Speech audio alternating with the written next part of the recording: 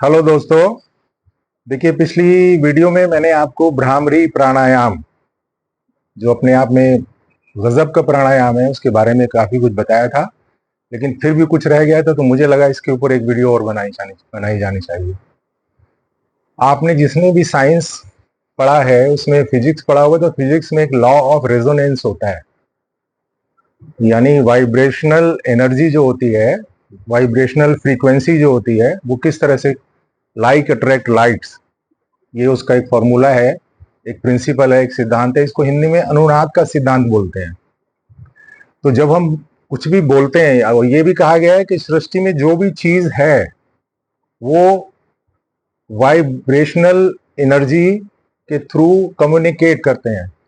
उसमें चाहे हमारा शरीर हो, मैं आपसे कम्युनिकेट कर रहा हूं, या मेरे ऑर्गेन या मेरे सेल कम्युनिकेट कर रहे हैं, ये सब उसी का कमाल है, उसी के थ्रू होता है। आपने ये जरूर सुना होगा कि जैसे एक ओपेरा सिंगर होता है, वो अपनी एक आवाज से वाइब्रेशन पैदा करके उस एनर्जी को एक डायरेक्शन देकर कांच के ग्लास को तोड़ सकता है। दीपक राग के बारे में आपने जरूर सुना होगा।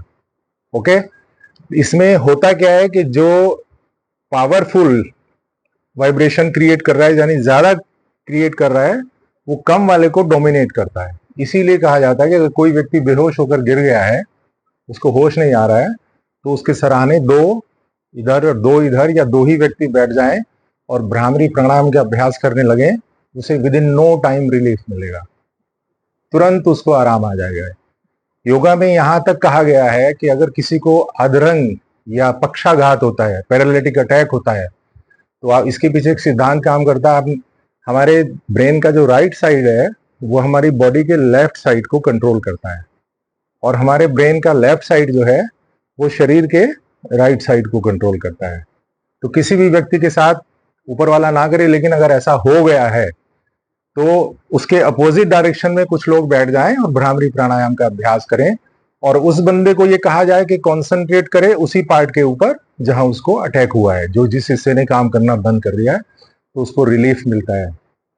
अगर 8 या 10 लोग एक साथ बैठकर भ्रामरी प्राणायाम के अभ्यास कर रहे हैं, उसमें दो दो व्यक्तियों को ऐसो को बैठा दीजिए जो चुप बैठे रहेंगे, आंखें बंद करके सिर्फ उस वाइब्रेशन को फील करेंगे, अनुभव करेंगे, और उनसे बाद में उसका फीडबैक पूछिए, तो जो वो बोलेगा आपको ताज्जुब होगा वो सुनकर, ये कितना इफेक्टिव होता है। ये मैंने आपको बताया था कि इसको 3 तरह से करते हैं। एक बार वोकल कोड से साउंड क्रिएट करते हैं, सांस भर के, सांस को धीरे धीरे छोड़ते जाते हैं, रोक कर भी किया जा सकता है, और जीभ को पीछे लेकर भी किया जा सकता है।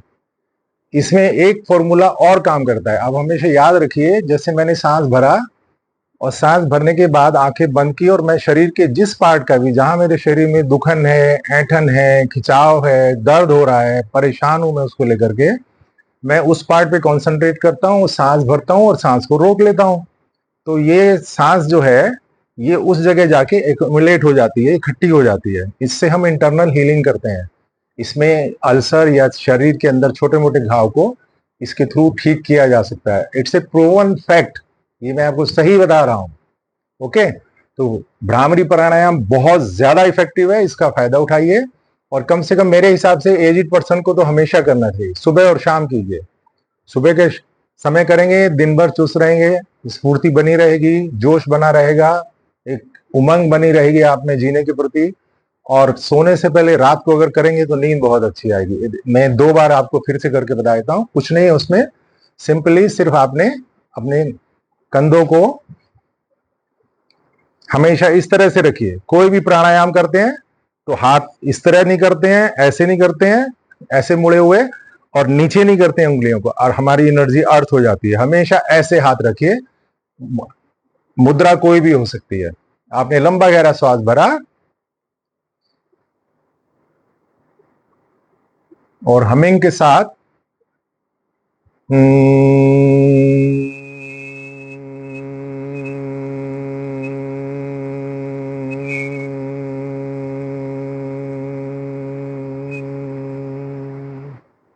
मैंने पूरा श्वास छोड़ दिया। दूसरा तरीका, इस बार मैं रोकूंगा श्वास को।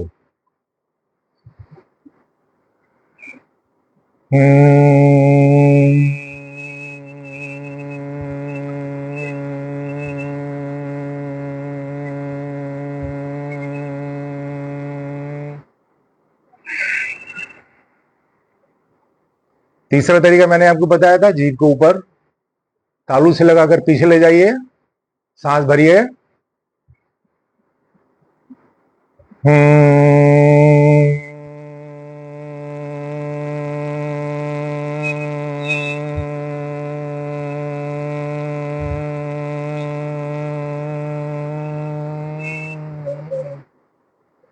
ये है भ्रामरी प्राणायाम। भ्रमर जैसे भंवरा गूंज करता है ना, वो गुंजन। और इसको करने के बाद आंखें बंद करके या तो बैठे रहिए या लेट जाइए, और वो वाइब्रेशन जो आपने 10-12 अभी भ्रामरी प्राणायाम के राउंड किए हैं, उस गूंज को सुनने का अभ्यास कीजिए। अभी तक आपको वो आवाज धीरे धीरे सुनाई देगी और धीरे धीरे धीरे धीरे धीरे धीरे वो मध्यम होती चली जाएगी। इसका अभ्यास रोज कीजिए। और दोस्तों, अगर अच्छा लगा हो तो चैनल को सब्सक्राइब भी कर दीजिए।